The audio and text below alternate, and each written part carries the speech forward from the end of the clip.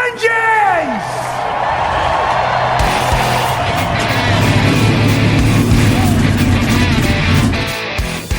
Hit the pace car!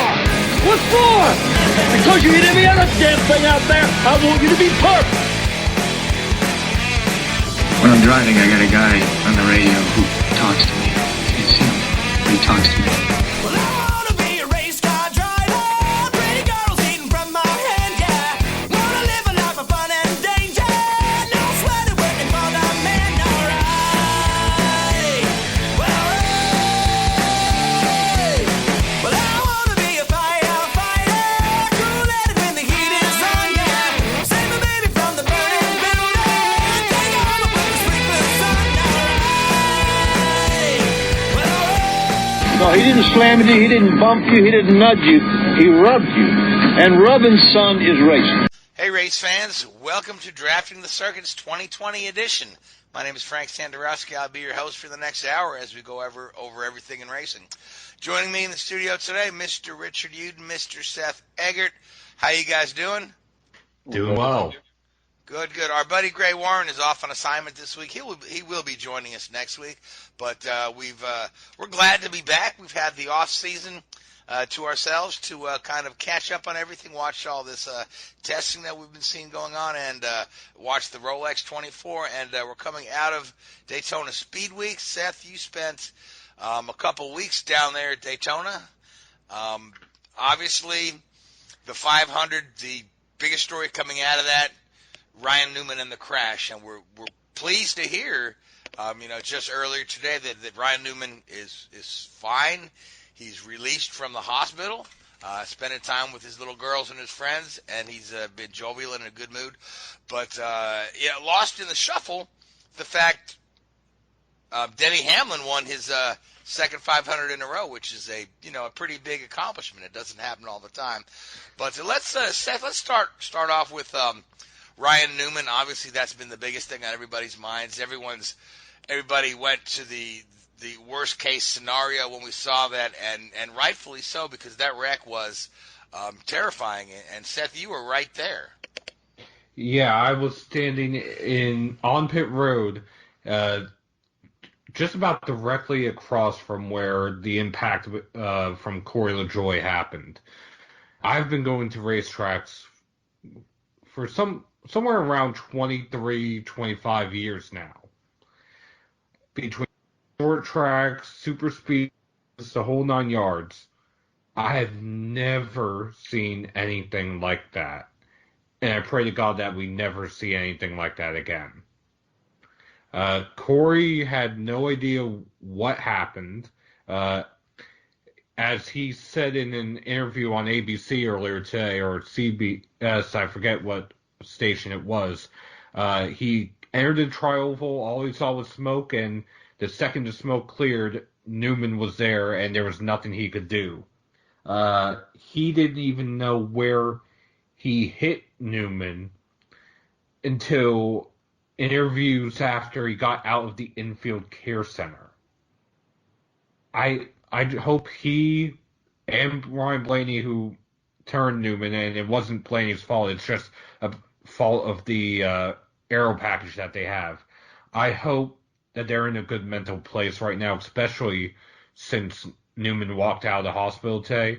And regardless, the most important story of 2020 Speedweeks is that Newman's daughters still have their dad. Yeah, that was definitely a scary, scary moment. So let's talk about this a little bit. And Richard, you chime in because you've worked on these cars, but we know that Ryan's had a couple of incidents like this where he's gone airborne, and he's been very vocal about the need for a little more safety in the sport. I recall a couple of years ago he said, NASCAR can make safer cars and safer walls, but they can't get their head out of their ass far enough to make the thing stay on the ground. And I think he paid a little bit of a monetary fine for that. But the additional roll bars that were added in about 2009, or additional structure to the roll cages, has been known as the Newman bar. And that, as it turns out, that is largely what's being credited for his, being largely uninjured. This is the 5th time that Newman's been upside down. 8th in which he's been involved in a wreck in which somebody's gone upside down. The other 3, Carl Edwards landed on him, Jamie McMurray landed on him, and Kurt Busch landed on him. All of that is in the span of 17 years. It's unfathomable that something like this could have happened. That being said, the way this aero package is, the cars are extremely light in the rear. So as soon as Newman hit the outside wall, the rear lifted up.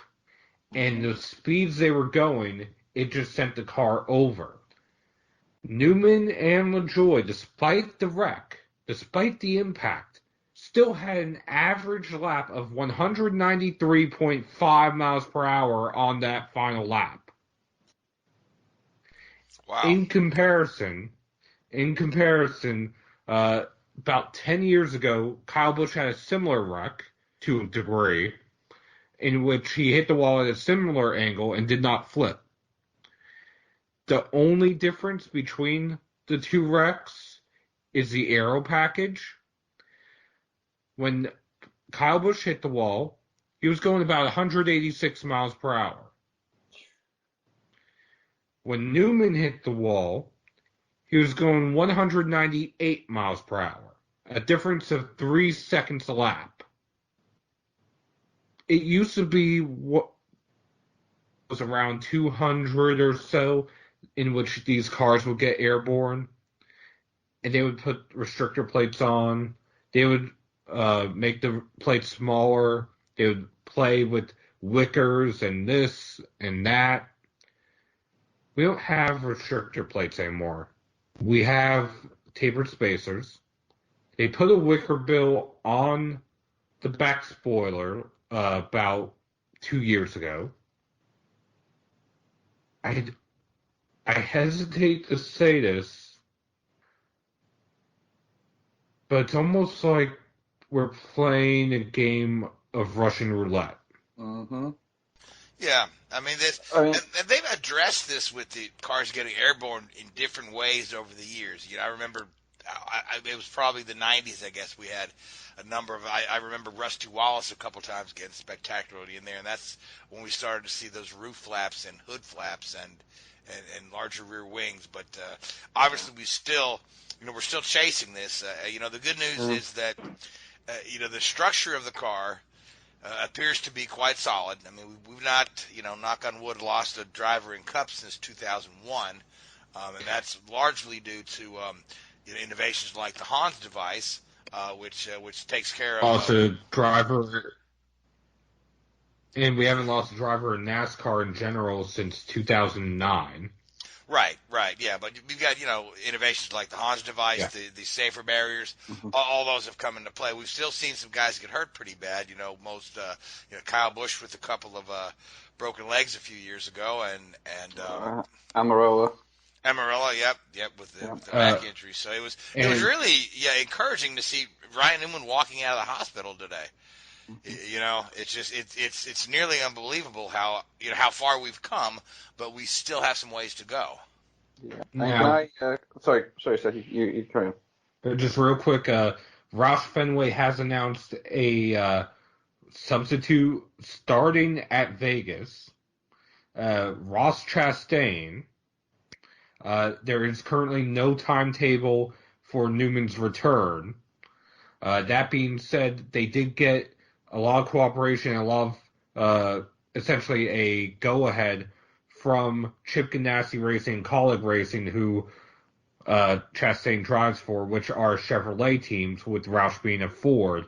It's not unprecedented for a driver of a different manufacturer to step in, but in recent years, especially since about 2003, 2004, it's highly unusual for a driver of a different manufacturer to step in as a substitute. Yeah, it is unusual. Yeah, I'll give you that, because these guys are contracted, and some of these guys spend their whole career with one manufacturer. After starting in say like Toyota's development program and that sort of thing. So, but now, Richard, let me have you chime in a little bit on the structures of the car and the safety and just what your thoughts are. And I know you've worked with Ryan Newman for a while, and you know that guy's tough as nails to begin with. But, yeah, isn't he just?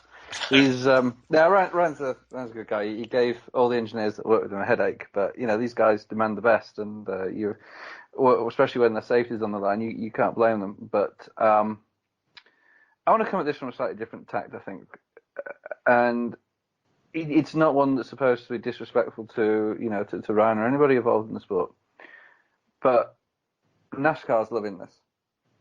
This is the best thing they could have. A big accident all over the news, not just the sports news, but international. I had friends, back in England who don't follow motorsport, and it was on the main news pages in England, and they love it. The viewing figures for Vegas this weekend will be up, and they'll love it. And unfortunately, as Seth, they're playing Russian roulette. They're playing chicken with the drivers' lives here.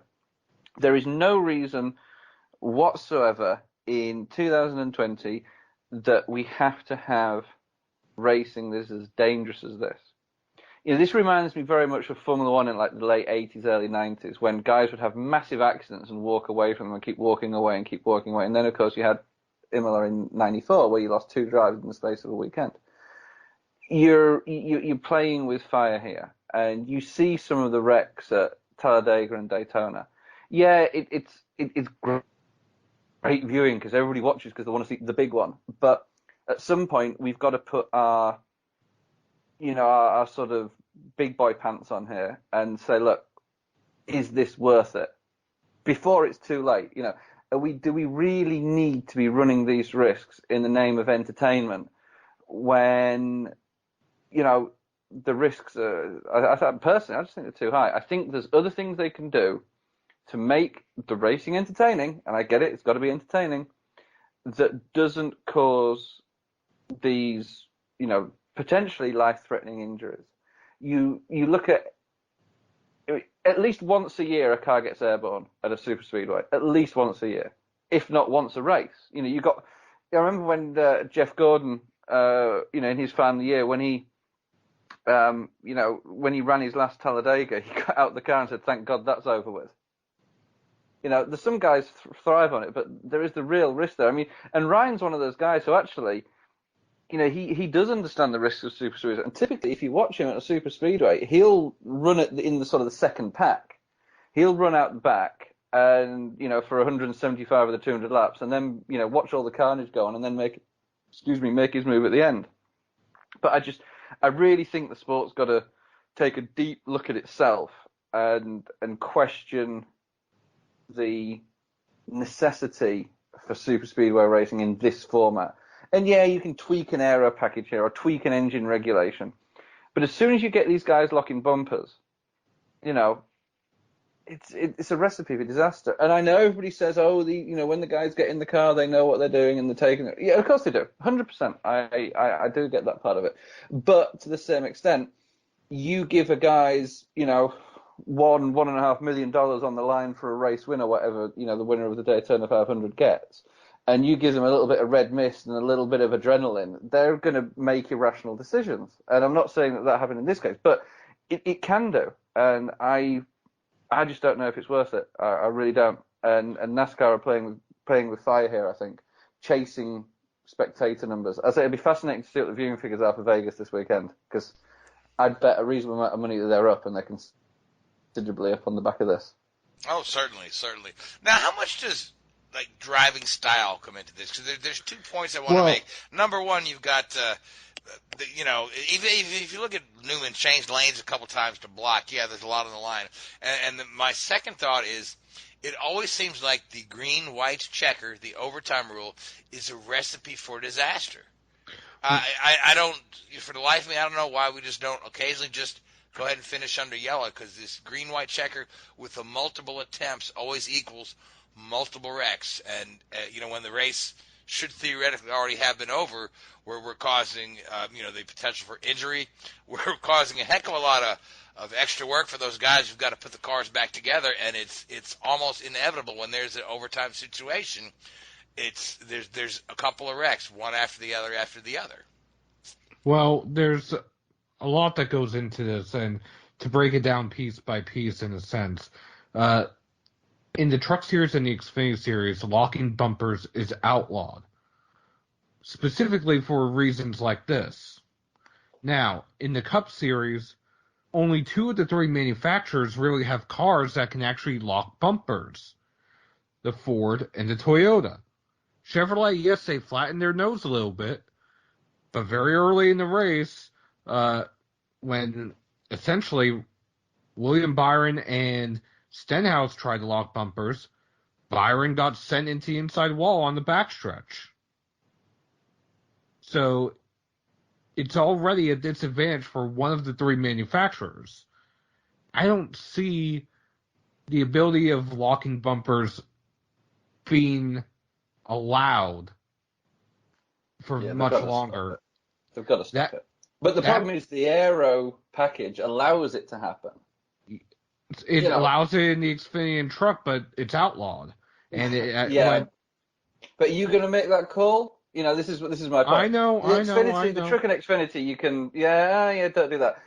If you're coming on to, win the Daytona 500 and Dale Earnhardt Jr. wins it, and then you get, I know it's not, but you know what I mean. He wins it, and then, sorry, actually, you look bunkers. We're going to take that win away from you. Yeah, you wouldn't want to be leaving Daytona, would you? Well, at Talladega last year in the truck race, they took the win away from Johnny Sauter for forcing somebody below the yellow line. So yeah. You had that in made the call race before. as well somewhere. Was it at Daytona, the Xfinity at Daytona, it was Justin Haley. Yeah. It has happened. Yeah. But that's not Cup. I know. And that's not what the millions of people turn in.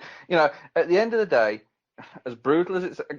Okay, and I'm being, devil's advocate here. Why do people watch the Daytona 500? Do they watch it for the high quality of racing, or do they watch it for the wrecks? Because there's no high quality racing that 95% of the people there appreciate. Being a good super speedway driver is an art, and I'm not being disrespectful to people. The vast majority of people probably don't get that. People, pure and simple, watch these races for the big one. And that's what it's advertised on. You watch any advert for a Talladega or Daytona, and it's a 20-second soundbite. Within that 20 seconds, you'll see a car on its roof. They sell it as that. They sell it as 200 mile an hour, demolition derby. Yeah, exactly. Yeah. I think they've got to take a look at themselves, but I don't know if they will. Now, going to the point of driving style, on average, it's pretty much the same drivers, the same cast of characters every year that finishes either in the top 5 or the top 10, or the majority of them anyway, at the super speedways. Those drivers typically are Denny Hamlin, Ryan Blaney, David Reagan, who this was his last Daytona 500, Ryan Newman, Chase Elliott, Michael McDowell, and Brad Keselowski. That's at least 7. What do they all have in common? They're all on track. They all race differently. Chase, Brad, and Denny are typically up front, along with Blaney. Then you have Reagan, Newman, Harvick riding in the back. So, to a certain point, driving style does come into the play, especially at the end of the race. But overall, it's not a huge factor in the wreck. I'll put that more on the aero package. Mm-hmm. Because the aero package what I was referring to. Okay. Yeah, what I was referring to was the blocking. The changing lanes more than once. That's a natural instinct, though, isn't it? Right. But it's been outlawed in other forms of racing where you've got the chance to make one move. And we've seen blocking penalties in Formula One that we that are so Yeah, but mild. that's like We typically barely into a break. agree with them, and we've seen a few in IndyCar that are questionable at best. But the blocking in NASCAR is just, there's no rule against it, so it's uncontrolled. Well, I think the difference there, sorry, very quickly, the difference there is that in Formula One, for example, your rule is into a braking zone. You don't have many braking zones at Daytona apart from pit road. Okay, point understood. Yeah, but what are you going to, again, you put this, and again, this is another, and I'll be careful how I put this, this is potentially another criticism of the sport. They put the Daytona 500 winner on such a pedestal that these guys go beyond, at times, what is the acceptable limit of risk to win that event. The way they block, the way they, you line up all 40 of those drivers and you say to them, you're on lap 200, you're coming into turn 3, will you turn somebody to win this race? They'll all say yes. Every single one of them will deliberately wreck another driver to win that race. Oh, absolutely, yeah. And nobody knows the consequences of those wrecks. We've just been incredibly lucky over the last, 20 years nearly, that we haven't seen any more serious accidents. I mean, okay, there's been any more serious injuries, should we say. And I just think it's the dynamic of what these guys are being asked to do. People can say, well, they don't have to do it. But again, you give a dog a stick and it's going to play with it. Even if it's splinters, I'm going to say something. There are a handful of drivers that were in this race. Cole Custer, Tyler Reddick, Justin Haley, Christopher Bell, who have never seen a horrific crash like that. Mm-hmm. Granted, Bell may have in sprint cars or midget cars. But there are drivers racing today in the Cup Series that were not on track when we were sending drivers to the hospital week in and week out in the 90s. Mm-hmm. Some of them weren't even alive. Yeah, that's my on point. Track. That's my point exactly. Yeah. In 1999, you can go and watch the races on YouTube. In 1999, every single truck race, a driver went to the hospital. Ooh, 21 years later, we're maybe sending a driver to the hospital once a year. Mm-hmm. Yeah, I agree. There's a whole generation of drivers in, not only in NASCAR, but certainly we've brought this up with Formula One as well when we're talking about the unfortunate incident in the Formula 2 race last year. A whole generation of drivers who have, there's very little personal consequence to some actions on the track because the sport has become very safe, and the safety procedures in there and the quick response times with the medical crews, where the entire generation has never seen that, never driven with what you call real danger. Mm-hmm. Now, the other part that I want to bring up is the fans, what they want to see. Growing up, I did want to see the wrecks, and I'm saying when I was much younger. That being said, over time, especially the past 3 or 4 years, just watching the race, I get a pit in my stomach and am terrified of what I might see. Mm-hmm. Oh, yeah. But, in all fairness, Seth, we're, not being disrespectful again, we're not your average fan.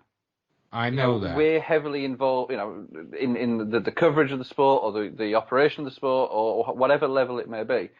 And we look at it from a different level. Most people won't. And again, you look at the casual fan or even the people who aren't into the sport, necessarily directly, they see these things on the news or they watch it on ESPN or whatever it may be. And they see the highlight package on a Monday morning when they're at work or whatever, and that's what stands out. I'll guarantee you here's a question for you. Now, Seth, you'll know the answer because You know the answer to all these things. Who won the race when Austin Dillon had that huge wreck? Dale Jr. But most people will look at, 2015 Daytona summer race, and they will think of that wreck. What? You know? Yeah, just like I had mentioned earlier, the fact that Denny Hamlin has won back-to-back Daytona 500s is totally lost in the shuffle. Yeah.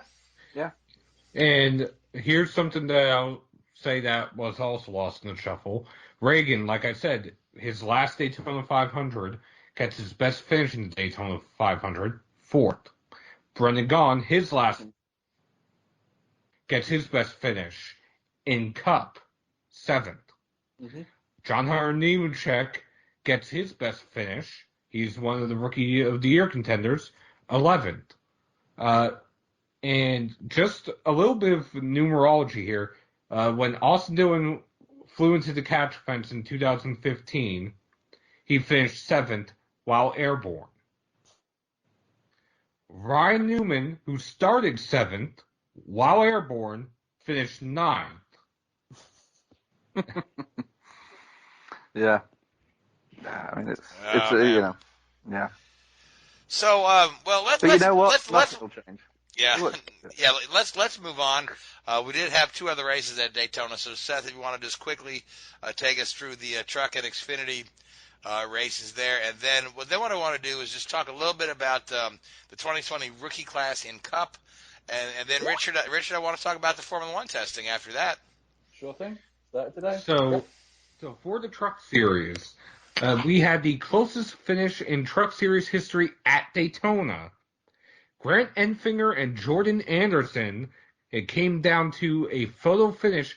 Anderson in his own number 3 truck that they have, I think, 5 full-time crew members. He basically sold everything to try to buy this one Speedway truck. It's a former Brad Keselowski racing truck, which they shut down about 4 years ago, so that tells you the age of this truck.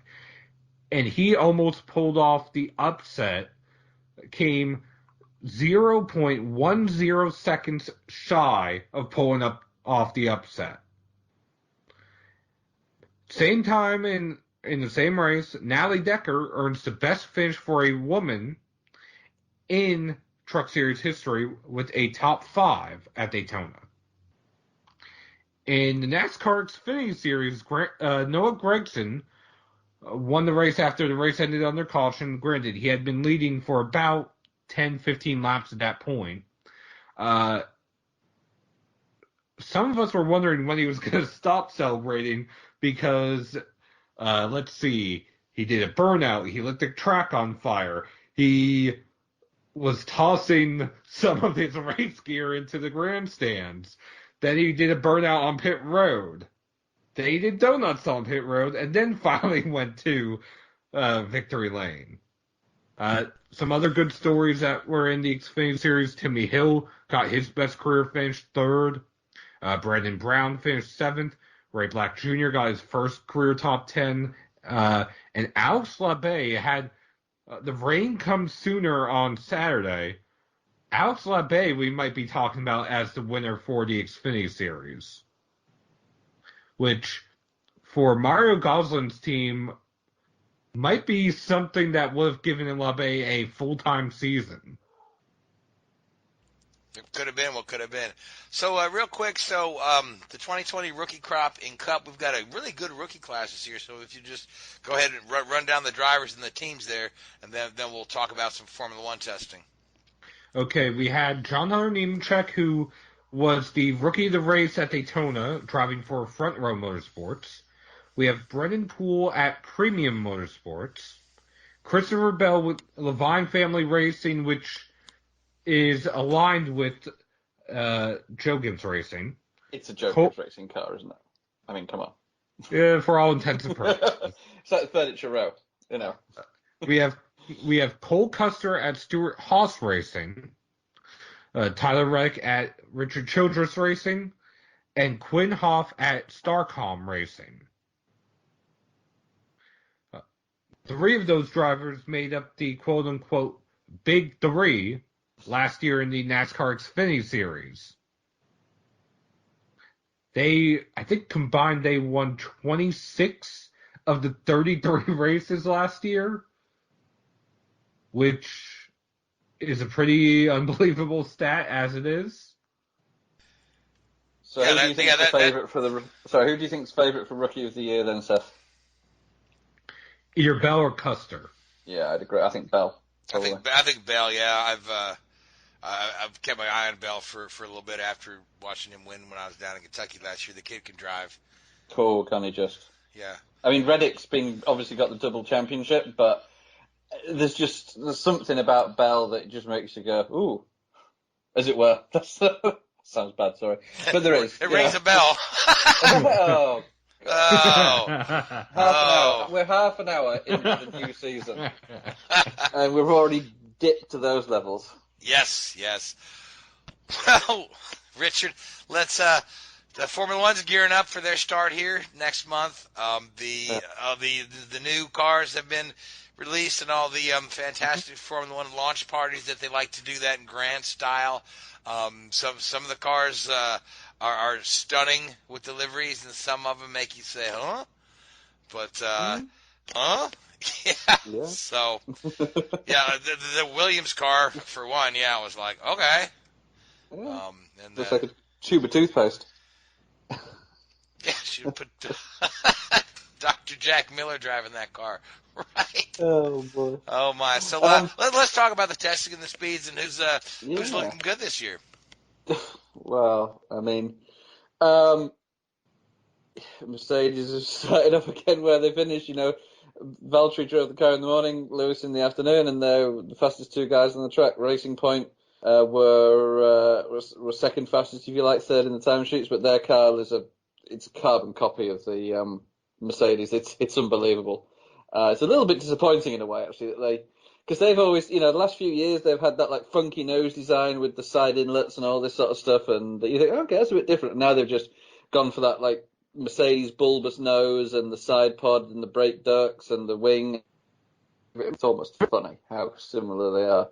Yeah, but if Mercedes is winning races left and right, well, why not? Yeah, something must work. Yeah, but the problem you have there, and people often ask me this, when you were working for these teams where, a lot of it is bespoke and customized to your vehicle, why can't you, just copy somebody else's? But there's two things, really. Firstly, it's understanding why they've done what they've done. Why do you have this wing of this angle? Why do you have this, turning vane? Why do you have this, little flick up here?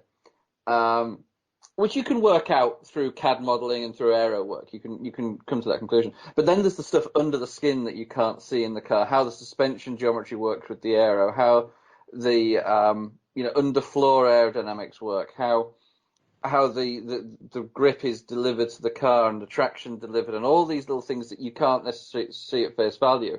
And typically, when you try and copy a car, it doesn't work. Now, pre-season testing is pre-season testing, so there's a lot of unknowns here that will come to pass in the next month or so before we get down to Melbourne. But it's a little bit of I'm a little bit surprised they've gone down such a blatant route of copying.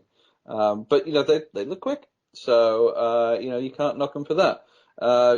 Every car pretty much I think looks good this year. We've got a new couple of name changes there. You have oh goodness me. Toro Rosso's now changed to Alfa Torino, I think it is, something along those lines. Who are the I think it's Red Bull's clothing brand, I think is the definition of them, and they've got a very slick black and white livery. It's a good looking car. Yeah. What are they called? Let me get the name right. Hang on, I want to make sure. Alpha Scuderia Alpha. I can't pronounce it. Tori Honda, I think, is the official name. The AT01 officially, but and they've got they've got these two guys driving the car, which are in limbo, really, in Gasly and Kvyat, both ex-Red Bull big boy drivers, now driving back again for their junior team. You have to consider that they probably wouldn't get promoted back up to the senior team unless Verstappen moves on, but he's just been given a new contract, and Albon doesn't perform, but Albon replaces Gasly. So would you go back and, make that switch again? Probably not. So both of those guys this year are probably driving for their seat at another team. I'm not up to speed on the Red Bull Junior program as to who's next in line. There doesn't seem to have been much movement on that recently, so maybe they do have a couple of years there. But they basically, for them now, this is a shop window. And I mean, I rate Gasly very, very highly. Some of his performances in Toro Rosso in previous years were very, very good. Obviously not as successful at Red Bull at the start of last season, but then when he went back to Toro Rosso, he drove great and got some fantastic results. So maybe it's the pressure handling that he needs to, work on, for want of a better word. Yeah, I mean, either way, I think Gasly's got tremendous potential. Yeah, I was honestly disappointed in his performance in the Red Bull because I thought he'd be right up there with Max, but and I think it was obviously, pressure. yeah, it could be. I think it was just he couldn't handle the pressure, unfortunately. Which is in Formula One, that's not a good thing. Oh, of course it is. Oh, yeah. For sure. That's what you're there for, and you've got to step up when needed. But if you're looking at performance, the cars are. It sounds silly. It's almost boring. I remember going to pre-season testing 15 years ago or whatever it was, and if you did 20 laps on the first day, you were amazed. You think you've got the greatest car in the world. Now, Daisy did 173 laps today, I think it was. I mean, it's just it's I don't know. There's something not quite right in my mind about it. They're so reliable and so repetitive. You just think, is this damaging the sport? Being this reliable, do they need to look at you can go pre-season testing, but you can't use race spec tyres.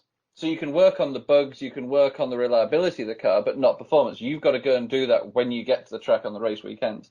I think you need pre-season testing just to understand where you are and what your car handles like, and it's certain characteristics of it. But it's become so what's the word, clinical in Formula One these days, that you need to spice it up a little bit. And I know they've reduced it to 6 days of pre-season testing purely from a cost-saving point of view rather than a performance point of view.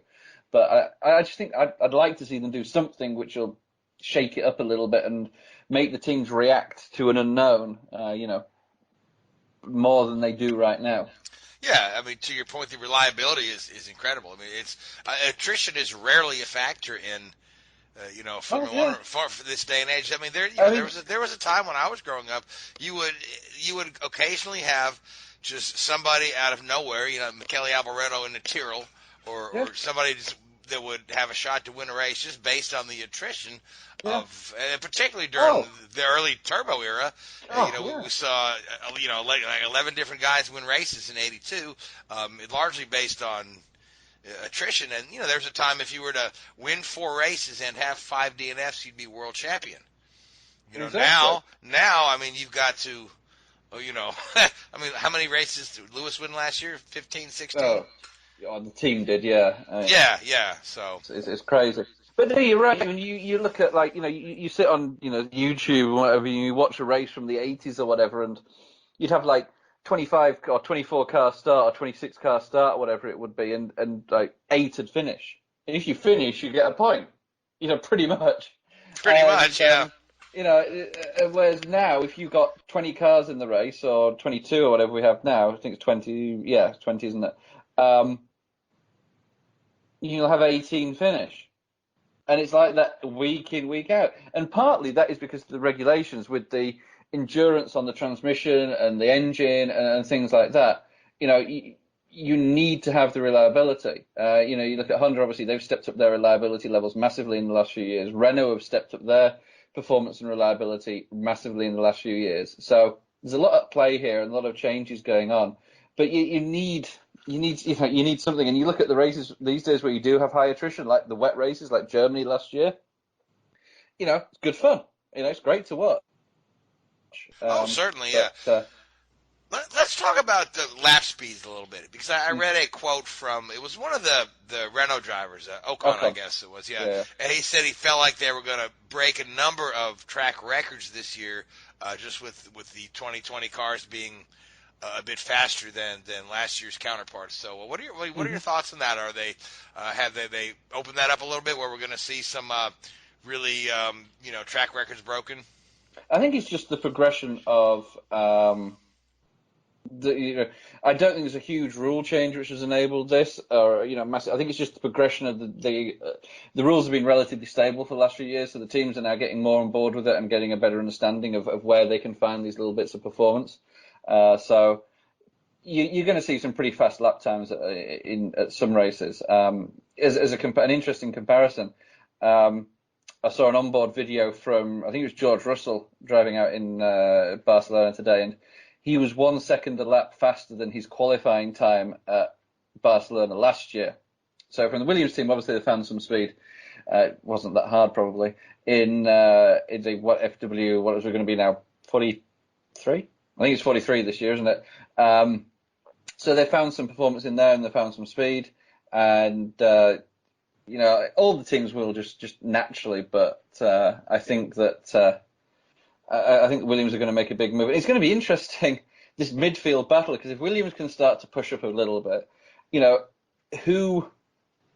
strange way of looking at it, who's going to be last? A lot of those guys have really improved. I mean, because if you look at McLaren had a really good season last year compared to where they were a year before, and they're looking to improve this year. The Renault team seems to get a bit better every year.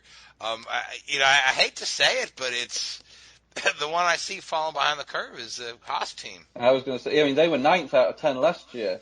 Yeah. Gene Haas has turned around and said, we need to do better. And he's right, they do. When he's pumping it's not his personal money, but his brand's money into the equation there, they do need to do better. But, you look at it, you imagine that, Racing Point, they're probably going to be a little bit more competitive than they were last year because they've got over that financial difficulty they had 2 years ago that probably hindered 2019 quite badly. So they're probably going to push on a little bit. Alpha... And didn't they acquire Aston Martin? So they are getting funding from Aston Martin, and I believe they will be renamed Aston Martin in 2021, or have a bigger presence in 2021. The constructor will be called, the team will be called Aston Martin. They haven't determined an engine supplier, but I'm guessing it's going to be Mercedes, because Lance Stroll's father and major shareholder in Racing Point, has heavily invested in Aston Martin branding. Right, and then Aston Martin, from what I hear, is pulling out of WEC and sports car racing. And they're also pulling out of their agreement with Red Bull at the moment. Because they're labeled Red Bull Aston Martin. Right. Have a very big tie-in as well. So that's actually Aston Martin Red Bull Racing officially. That's putting more money into Racing Point, which is certainly helping. I mean, they've always been one of the better small teams. Back when they've always had India, they've always just like nipping at the tail of the middle of the pack. They're building a new technology centre there at Silverstone. What a great expense! I mean, Lawrence Stroll, fair play to the guy. He's putting some serious cash into his son. I mean, into the team. And both really, yeah. So looking at 2020, I mean, it's going to be hard to pick against Hamilton winning another championship. Honestly, it is. It's hard to put your money elsewhere. But let's talk about the rookie crop. So who do we have moving up this year? I know it's not a large rookie class this year. That's it, right? Yeah, rookie of the year. There you go. There you go. Hey, all of Canada will be proud. So exactly. I think that's about it. I think so. Yeah, I think you're right. You're going to be looking though at what I'm going to call the second season group. So your George Russells, your Ocons, your Lando Norris, guys like that, Alex Albon. Guys that have been around for a year, got that year's experience. And I mean, I'll tell you, to my book, those 4 guys. I mean, Ocon was obviously the year before, and he's maybe done a couple. I think he's done a couple of seasons, hasn't he? But that group, I was massively impressed with all of them last year. I thought both George Russell and Lando Norris were spectacular. Norris going into the brand name McLaren, big name, big expectations on him, up against a pretty stout, teammate in Carlos Sainz Jr. And George Russell going in there into very, very difficult circumstances, but, showing what he can do against an experienced teammate, and although one who obviously hadn't been in the sport for a long time, but, Robert Kubica's no mug. So that little group, and I'm going to put Latifi in there even though he's a rookie, so that group of 4 or 5 drivers, I think it's going to be a fascinating battle between them, and I think some of the more experienced names in the sport who maybe haven't achieved as much as you'd expect are going to start looking over their shoulder, coming into 2021 for their seat. Yeah, I agree. It's going to be those guys are going to be fun to watch. I think the two just as Leclerc was fun to watch last year in his second season. Yeah, so. I think Grosjean, Magnussen, guys like that, they're going to be in trouble. Bottas potentially. I know Perez got a long-term contract. I even go as far as to, Ricciardo's got to step up and put it up to Ocon, because he's a huge price tag there at Renault, and there's no doubt the guy is a phenomenal talent, but he's got to deliver. Of the group that's in there now, the only one that you would consider to definitely not be there next year is probably Kimi. I don't think he'll go beyond this year. I think he'll retire at the end of the year. So that really only leaves one chess piece in the game, and you've got to look at Hülkenberg somewhere. You'd look to him to come back. And hey, Fernando Alonso apparently as well. So yeah, they keep trying to put Fernando everywhere, which is it's a good segue to our IndyCar segment. There you go. But let's before we do, I just want to mention or ask you we've heard that the season starts in Australia. Correct. Yeah. And what's the date on that? March 15th. March 15th. So it's the same. 4 weeks. Yeah, it's the same start date as the IndyCar season. Okay, yep, but now the Grand Prix in China has been put on hold or canceled or postponed. So the plan is that what they're thinking of, and this is the teams are going to love this. 15th of November, run Brazil. A week later, so that's going to be the 22nd. Run a 2-day Chinese Grand Prix. So practice Saturday, qualify Sunday morning, race Sunday evening in China, and then go to Abu Dhabi the following weekend for the last race of the season. Or push Abu Dhabi back by a week and fit China in between one of those two. But Abu Dhabi is reluctant to go into what would be the first week of December. And then you also have Imola. Yeah, I don't think that's going to come to fruition. I think that's going to be no.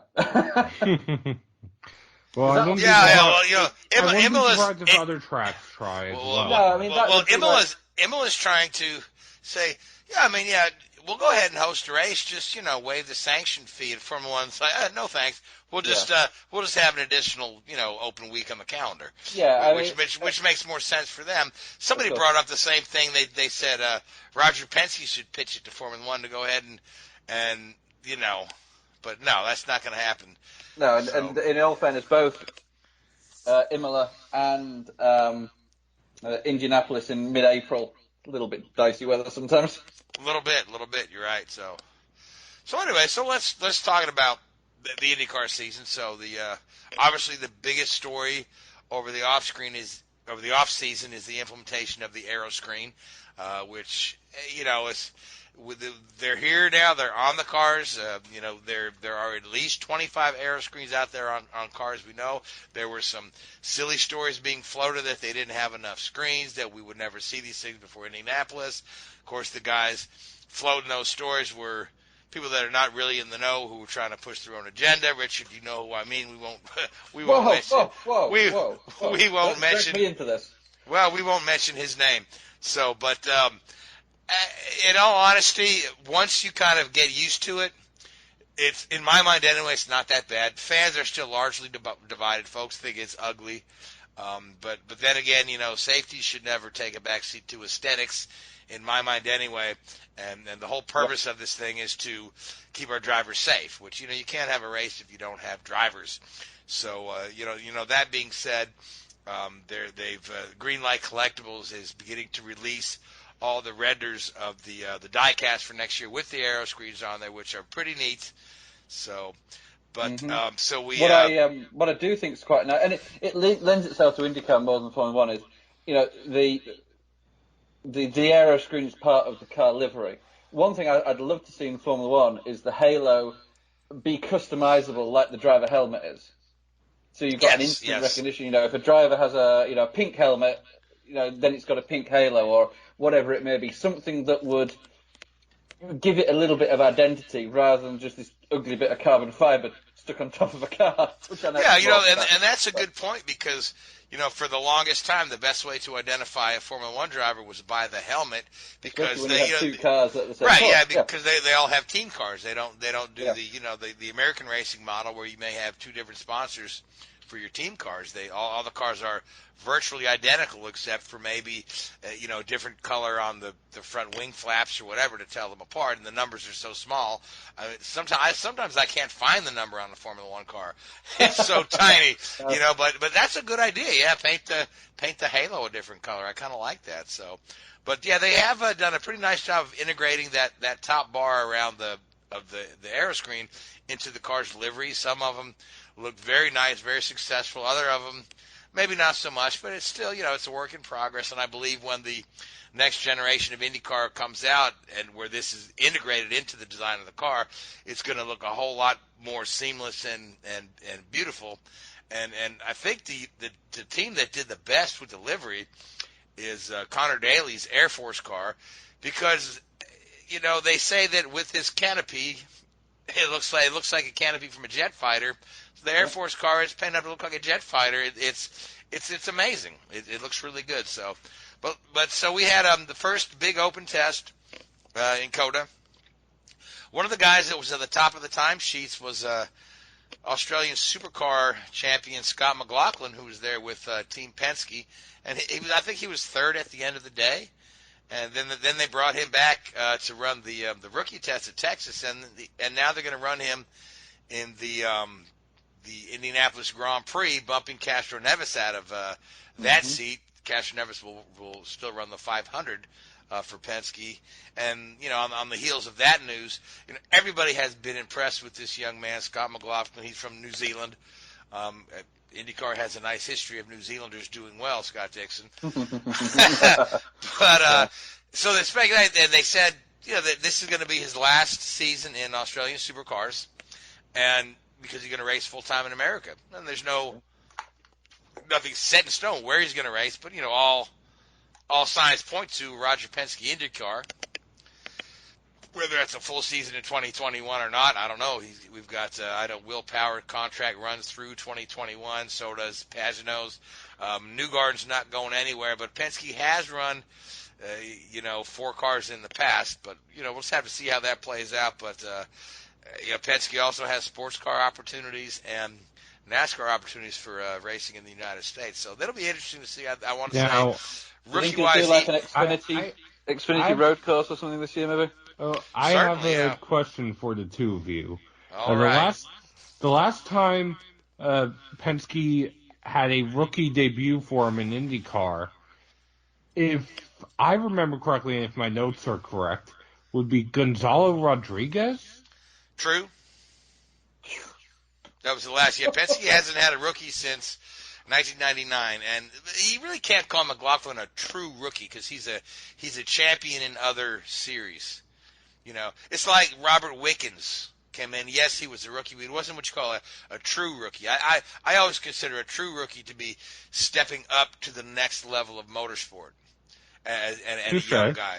You know what I mean? So somebody coming out of Indy Lights or maybe somebody coming over from Formula 2 into IndyCars would be more of a true rookie than somebody who's won championships in other top-level disciplines.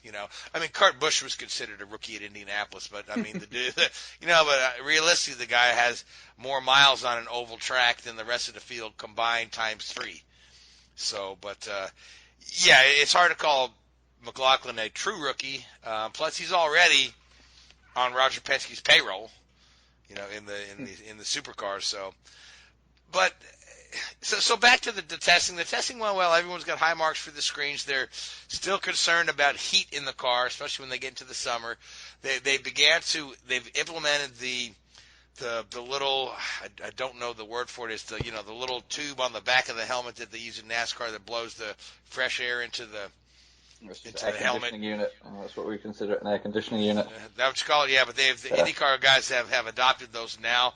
I've watched a couple of really fun like helmet unboxing videos when the guys get their helmet from the painter and they get on their Instagram or Twitter and unbox the helmet.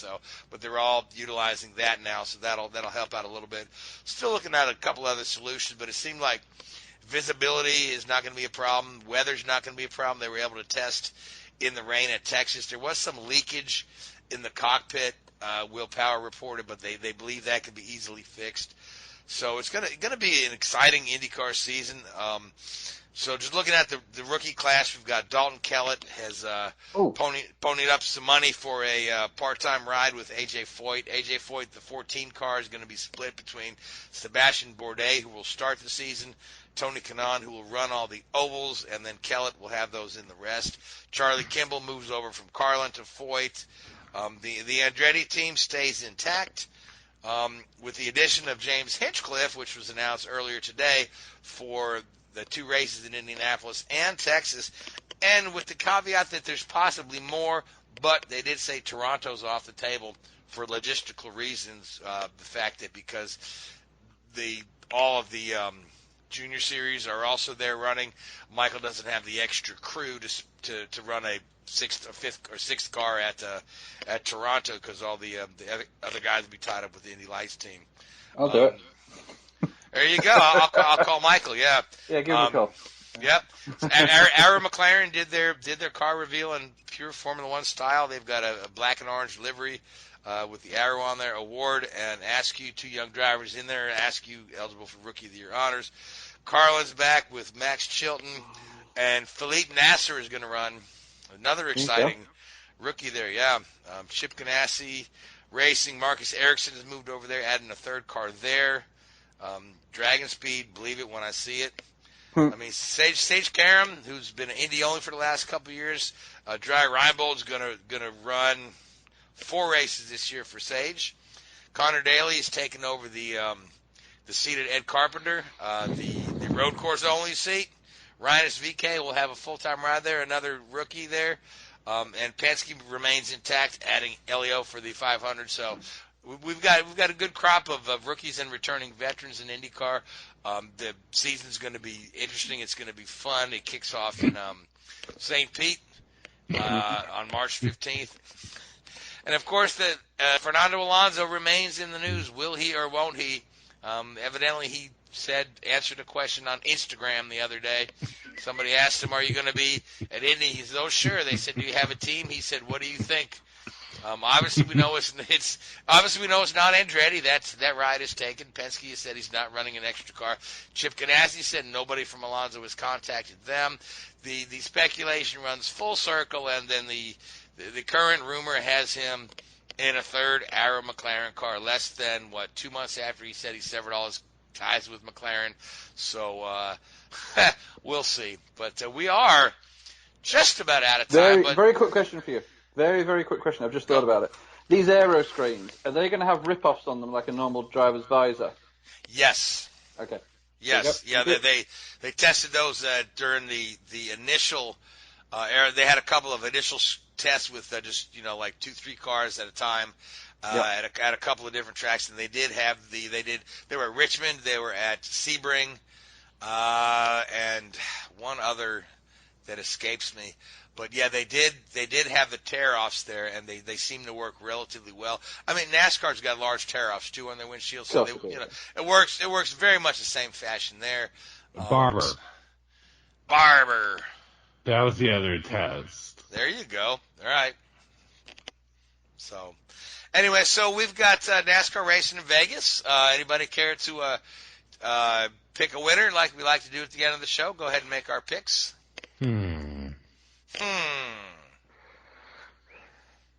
I'm going to go with Harvick. Oh, Oh, Jesus. I guess I took your pick, Richard. yeah, it's difficult, isn't it? Because, Daytona's, the first race of the season, but nobody really knows where they stand because it's a super speedway race rather Right, than... yeah. Daytona doesn't tell you anything. No. Yeah. Good grief. Kyle Busch. Oh, God. Now you took my pick. So,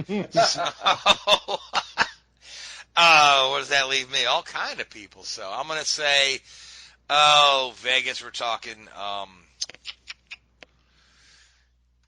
Yeah, I'm baffled. I got nothing. So I'm going to say Keselowski.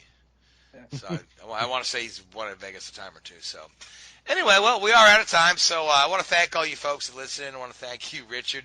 Thank you, Seth. I want to thank the Hoobazoo Radio Network. And Spreaker and iHeartRadio, those folks that host us. So until next week, good night. Hoobazoo.com